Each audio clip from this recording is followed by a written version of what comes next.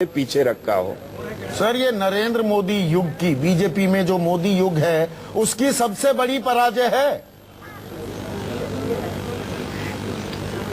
नहीं, देखिए, मैं जरूर कह सकता हूं कि 2 साल से भारतीय जनता पार्टी लगातार चुनाव लड़ रही है और तमाम राज्यों के चुनाव लड़े, लोकसभा का चुनाव लड़ा गया और विधानसभाओं के भी चुनाव लड़े गए। उसमें हमें भारी सफलता मिली है, लेकिन इस चुनाव में हमें सफलता से हम थोड़ी दूर दिखाई दे रहे हैं। लेकिन थोड़ी दूर नहीं, कुछ बहुत भी कहना दूर। जल्दीबाजी ये थोड़ी दूर नहीं है सर। इंतजार सर, थोड़ी दूर नहीं है, बहुत दूर। दिल्ली बहुत दूर है।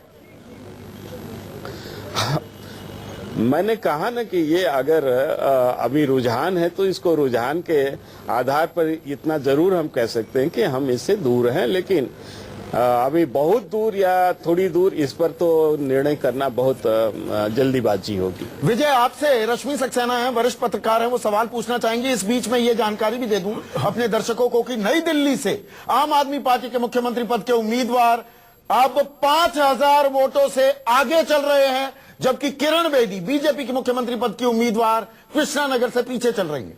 रश्मि, आपका सवाल। मैं ये पूछ रही थी कि आपने कहा कि हमने डेवलपमेंट के एजेंडा को पीछे नहीं रखा।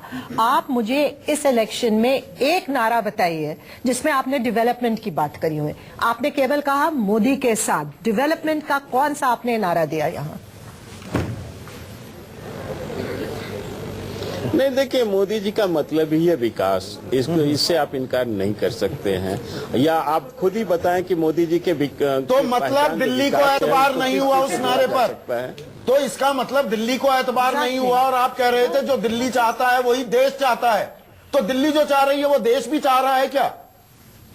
ये आपकी बातें हैं, मेरे शब्द नहीं है, ये प्रधानमंत्री के शब्द हैं।